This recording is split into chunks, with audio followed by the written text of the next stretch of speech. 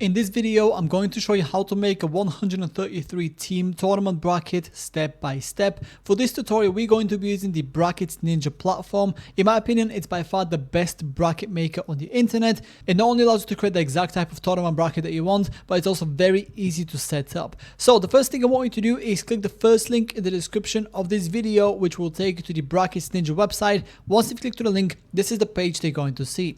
From here, I want you to click on try for free in the top right corner of the screen, and then you'll be taken to the back end of the Brackets Ninja platform. Now, the first thing that we want to do here is choose the type of bracket that we want to create. So you can choose from a single elimination bracket, double elimination bracket, March Madness, round robin, group stage, and a custom option, just in case you want to create a slightly different type of bracket. In my particular case, I'm going to go for a double elimination bracket. Once you've made your choice on the right hand side of the screen, you will get a little explanation of what your selected bracket is and what it does, as well as a little preview image that's going to show you what your bracket could look like once you're done setting it up. Now, before we move forward, at the bottom here you will see that you can enable voting and predictions. Now, whether you want to do that will depend on the type of bracket that you want to make. In my particular case, I want to be the one that's going to manually go into the bracket and update it as the tournament progresses. In your case though, if you want people to be able to vote or predict the outcome of the tournament, then make sure to have these enabled. In my case, I'm going to go ahead and disable them. Then click on create tournament. Once you've done that, you will then be taken to this page, which is where we can start customizing your 133 team tournament bracket to your liking.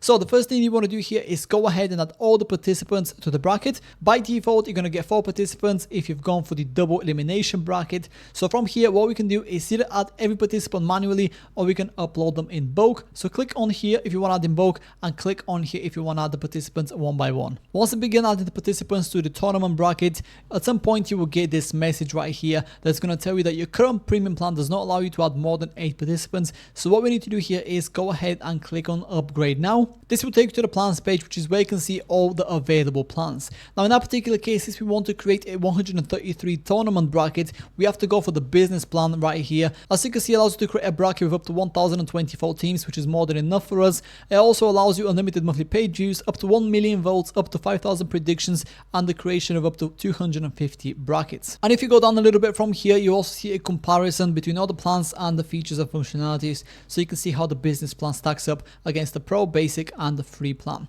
If you plan to use the Brackets Ninja platform throughout the year, I would definitely recommend you to subscribe to the business plan on an annual basis, because you will get to save up to 48%, which can be a big saving. In my case, I'm going to choose the business plan and click on start for free right here, and then that will prompt you to the sign up page of the Brackets Ninja platform. Here we can sign up with a Google, GitHub, Webflow account. Alternatively, we can take the traditional route and provide an email address, full name, password, and then click on the sign up button down here. In my particular case, I'm going to sign up with Google. Once you've done that, you'll be told to check your inbox, and then you'll automatically be taken back to this page, which is where we can continue with adding our participants. In my particular cases, I'm only making a tutorial video. I'm not going to go ahead and add any more participants. I'll leave this as it is. But yeah, in your case, go ahead and add all the participants that are going to be taking part in the tournament. Once you've done that, the next step is to provide as much information as you can about each participant. So for example, if you just click on participant 1 right here on the top, this is where we can provide the name of the first team, their ranking, their thumbnail, which could be the logo of the team, for example, their email address, website, the video URL, as well as a description if that's relevant. In my particular case, I'm only going to go ahead and add the information for the first 2 participants in the first matchup.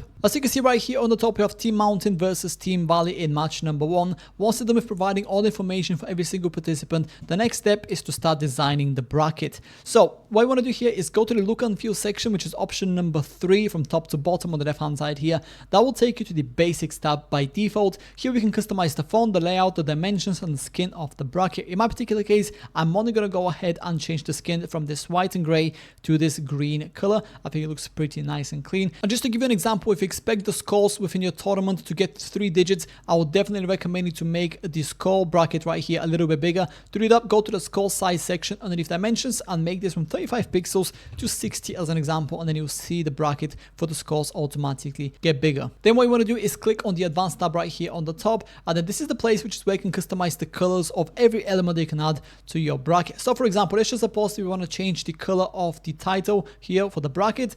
Find the general section, find the bracket title, and then you'll see this color box right here. Click on that and then change the color to whatever you want. In my case, I'm going to make it this nice yellowy orange. Then click away. And basically exactly the same goes for all the other elements that you see right here. And if you just scroll down from this section right here, you can also go down to the background settings, which is where we can make this bracket transparent. So for example, if you plan to embed it on your website, this would make it look very nice and clean. In my case, that's not relevant, so I'm going to go ahead and disable it.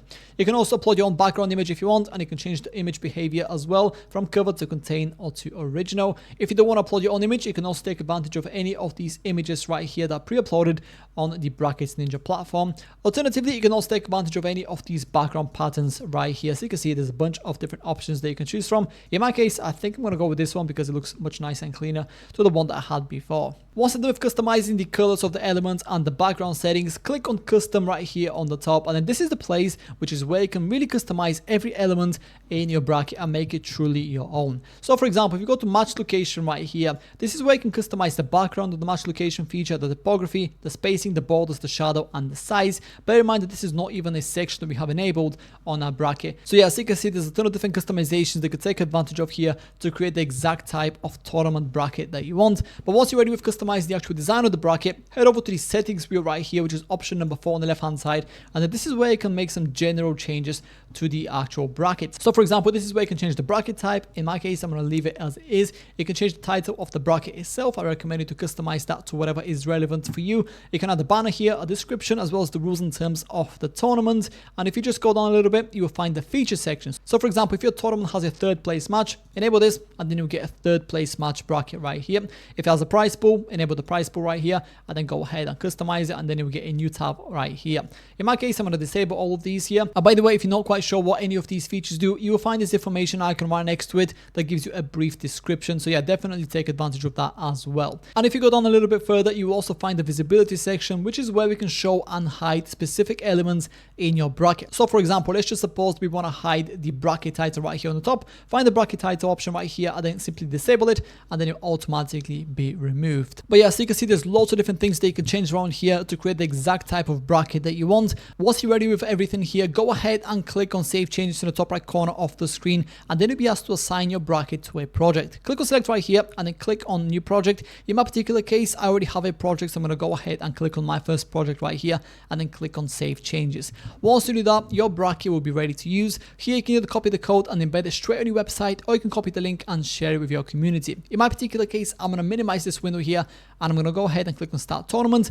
Before we begin the tournament, you will see this pop-up right here, which is going to show you what you can and can't change once the tournament begins. So give this a read before you click on Start Tournament right here. In my case, I'm all ready to go, so I'm going to click on Start Tournament, and just like that, our bracket is ready to use. Now, since I'm going to be the one that is going to manually update the bracket as the tournament progresses, I need to go to the Matches tab right here, which is option number 2 from top to bottom, and then let's just suppose we already know the outcome of match number 1, which is between Team Mountain and Team Valley. Click on match 1 right here, and let's just go up a little bit, and then here we can select the winner. Let's just suppose the Team Valley beat Team Mountain 5-2. So here, select winner, and then click on Valley, which is Team Valley, and then let's just set the score 5-2 just like that. And as you can see in the bracket, it automatically updates. Team Valley gets put through to the next round of the tournament, while Team Mountain gets scratched out. Once done with updating your changes here, don't forget to click save in the top right corner of the screen. And that's about it. That's how to make a 133 team tournament bracket. If you have any questions, please let me know down in the comments below, and I'll do my best to help you out.